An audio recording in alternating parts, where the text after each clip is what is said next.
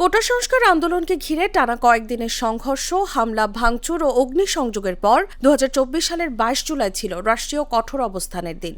Curfew, internet বিচ্ছিন্নতা এবং সর্বাত্মক নিরাপত্তা ব্যবস্থার মধ্যেই দেশজুড়ে শুরু হয় আইনশৃঙ্খলা বাহিনীর বহুল আলোচিত চিরুনি অভিযান।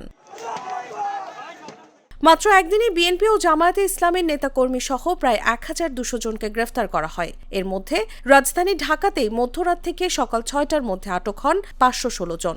6 দিনে সারা দেশে গ্রেফতারের সংখ্যা 2000 ছাড়িয়ে যায়। সংঘর্ষ ও সহিংসতার ঘটনায় সোমবার পর্যন্ত সারা দেশে 164টি মামলা হয়। এর মধ্যে ঢাকা মহানগরে 71টি, চট্টগ্রাম মহানগরে 14টি এবং দেশের অন্যান্য জেলায় 79টি মামলা দায়ের করা হয়। একই দিনে র্যাবও পৃথক অভিযানে 40 জনকে আটক করে। গ্রেফতারদের আদালতের মাধ্যমে কারাগারে পাঠানো হয়। এদিকে রাত 9টার দিকে কোটা সংস্কার সংক্রান্ত জনপ্রশাসন মন্ত্রণালয়ের সারসংক্ষেপে স্বাক্ষর করেন তৎকালীন প্রধানমন্ত্রী শেখ হাসিনা। এর আগে ব্যবসায়ীদের সঙ্গে বৈঠকে তিনি সহিংসতার জন্য বিএনপি, জামায়াতে ইসলামী ও ছাত্র শিবিরকে দায়ী করে তাদের বিরুদ্ধে আরও কঠোর ব্যবস্থা নেওয়ার ঘোষণা দেন।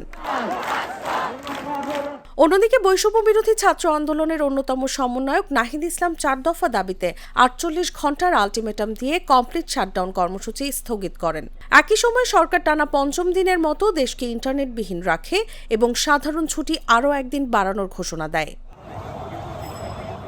কারফিউর তৃতীয় দিনে দুপুর 2টা থেকে বিকেল 5টা পর্যন্ত সীমিত সময়ের জন্য শিথিলতা দেয়া হলেও রাজধানীর গুরুত্বপূর্ণ সড়ক ও স্থাপনাগুলো ছিল সেনাবাহিনী, পুলিশ ও র্যাবের কঠোর নজরদারিতে।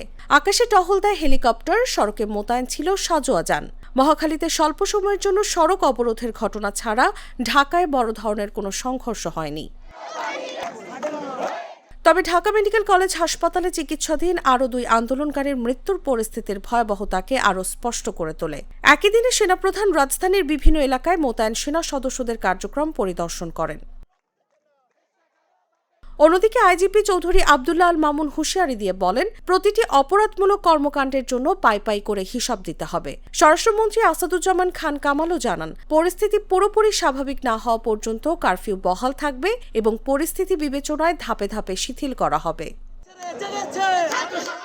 চিরুনি অভিযান, কারফিউ, ইন্টারনেট বন্ধ আর হাজারো গ্রেফতারের মধ্য দিয়ে 2024 সালের 22 জুলাই বাংলাদেশের রাজনৈতিক সংকট আরও গভীর ও জটিল এক মোড়ে পৌঁছায়।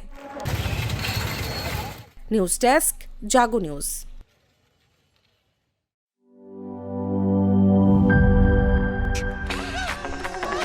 ভিশন মসকিটো কিলিং ব্যাট হাতে থাকলে মশাদের আর রক্ষা নাই। ভিশন মসকিটো কিলিং ব্যাট, মশা তাড়াবার হাতিয়ার। ক্রয়ের জন্য ভিজিট করুন ভিশন শোরুম কিংবা অথবা.com-এ।